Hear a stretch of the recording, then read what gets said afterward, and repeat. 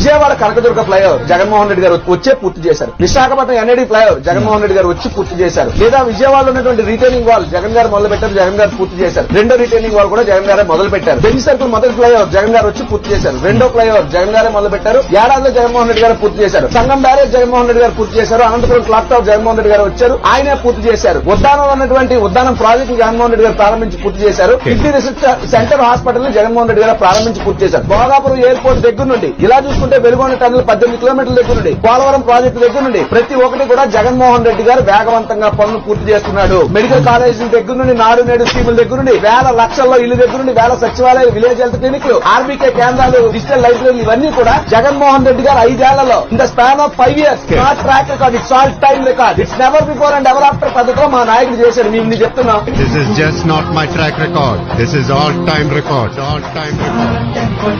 చెప్పండి అలాగో 10. నాకు రాజీవ్ గారు మాట్లాడుతుంటే చాలా ఇంకేం మాట్లాడాలో అర్థం కావట్లేదు.